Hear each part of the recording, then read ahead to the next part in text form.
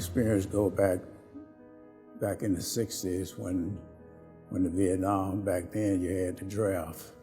So to avoid going into the Army, I said, well, I'm gonna go off to college, Tennessee State University in Nashville, to get my education, come in as an officer.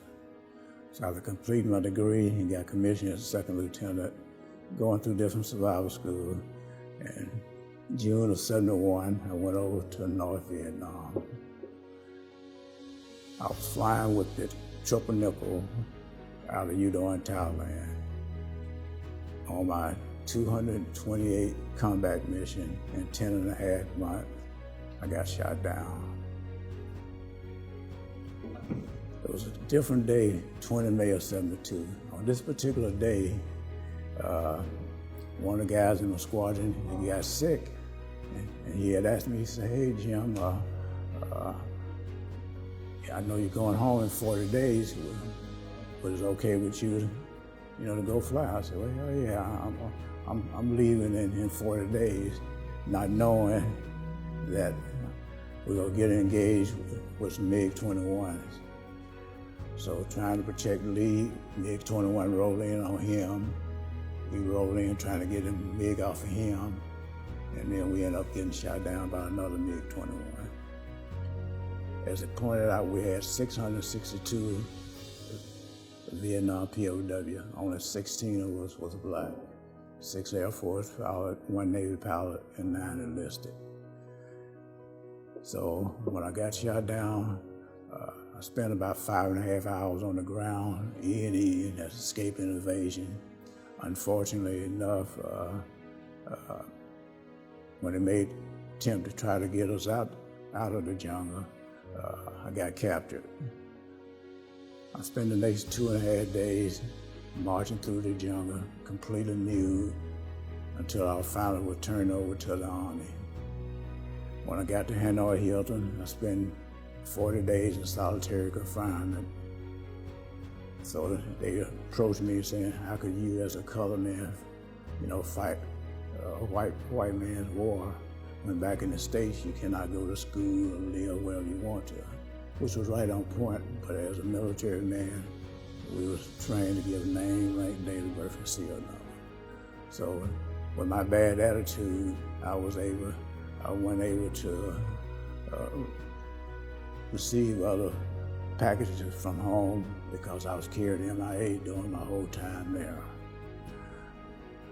President Nixon had them bombing North Vietnamese around the clock until 28th of January '73. We got word that the war was over. And so a part of the Paris Peace Agreement was the sick and the wounded go home and then order a shoot down. So being shot down 20 May of '72, I had to wait around another 2 months after the war was over before I came home, 28 March of '73. After retiring from the Air Force on 30 June of '95, I had taught the senior ROTC at Alabama State down in Montgomery. So I got assigned that they wanted to send me back with the Army to do another tour, jumped out the plane with the Rangers, and I told them they out of their blank mind.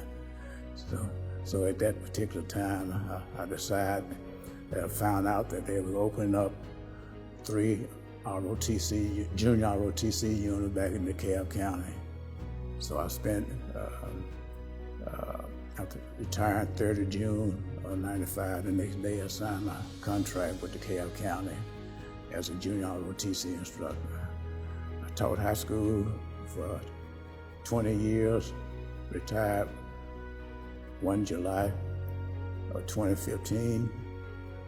In October of 2019, some of the Vietnamese people, as well as American, out of the Valerie administration, out of Dallas, Texas, said, hey, Colonel, we're going back to North Vietnam, and we'd like for you to be our guest. So I said, well, and not knowing that I'll have the opportunity to go back, they had arranged for me to meet the MiG-21 pilot who shot me down, and unfortunately, he had passed away, so they arranged for me to meet his wife. So as part of PTSD and the healing that was very beneficial for me to get an opportunity to go back over there. I'm very fortunate that during my 28 years in the military, I had opportunity to fly the F-15 Eagle up to Langley Air Force Base before I retired. At that time, I could have gone back to Memphis and flown with FedEx, but I wanted to give back to the community, so that's why I decided to teach high school for 20 years. And during that time, up to the present day, all my military service was very beneficial through the VA hospital. I'm very fortunate to still be around. We've been blessed with 2 sons and identical twin daughters, and with them, they blessed me with 10 grandchildren and 2 great-grandsons, 8 only girls out of 12. So I'm glad I had the opportunity to kind of share my past experience as a Vietnam POW. And if I had to do it all over again at this age, I'll ask where to sign on the dotted line, as long as I had the opportunity to fly the F-35 aircraft.